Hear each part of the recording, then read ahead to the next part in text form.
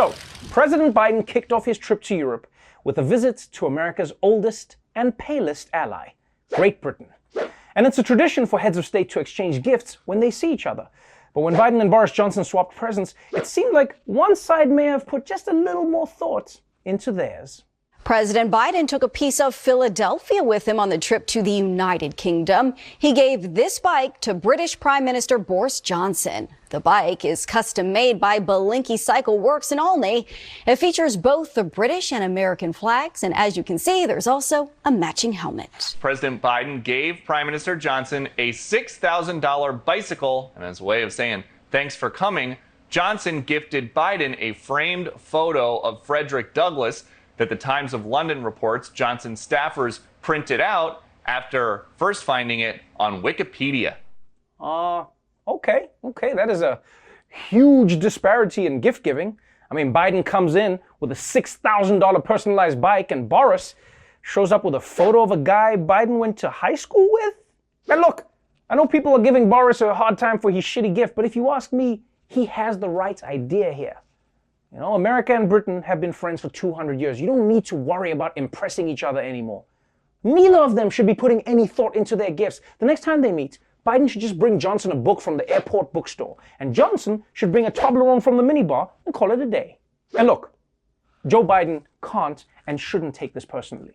I mean, Boris Johnson is a guy who rolls out of bed 20 seconds before every public appearance. You can't expect him to spend a lot of time planning the perfect gift.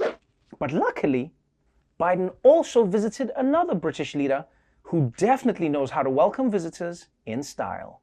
A royal reception tonight for President Biden and other world leaders who dined with Queen Elizabeth, Prince Charles and Camilla, and the Duke and Duchess of Cambridge here in Cornwall. Biden is now the 13th sitting president to meet with Queen Elizabeth, the world's longest reigning monarch, celebrating her 95th birthday this weekend, insisting on using the ceremonial sword to cut the cake. There is a knife into my foot. I know there is. This is something that is more unusual. Hold up, milady. You're gonna use a sword because it's more unusual? Oh, you can tell that the Queen is bored, man. She'll do anything to shake things up. Your Majesty, would you like a knife to carve the turkey? No, let's try throwing it into the washing machine. Get the people going. And look, man, in many ways, I feel for the Queen. I mean, she's 95 years old, and she's starting to realize that they're not gonna let her behead anyone ever again. The real problem is, she couldn't do it. How are you gonna show everyone on worldwide television that the Queen of England doesn't know how to use a sword? I mean, now they know the whole country is basically undefended. You know there's Vikings watching that right now like, this is our chance! Invade! But the main business of Biden's trip to the UK was the G7 conference, Earth's cool kid table.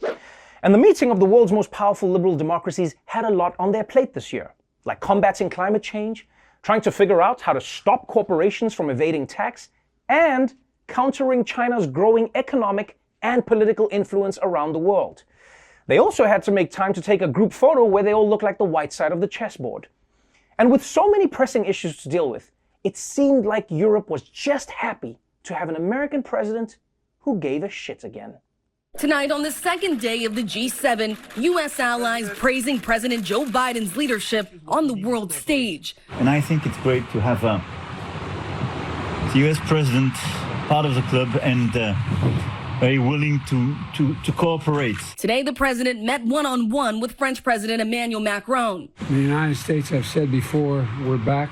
The U.S. is back. And it seems other leaders agree. UK Prime Minister Boris Johnson calling Biden a breath of fresh air. And German Chancellor Angela Merkel saying the president stands for a commitment to partnership that was, quote, missing in recent years. Yo, guys, Donald Trump rocked Europe so hard. You realize these leaders are so traumatized, they won't even say his name. Like they're worried they'll summon him or something. It's so nice to not deal with President Trump. I didn't mean to say it, scheiße. I didn't mean to say it. He's behind me, isn't he? He's behind me right now.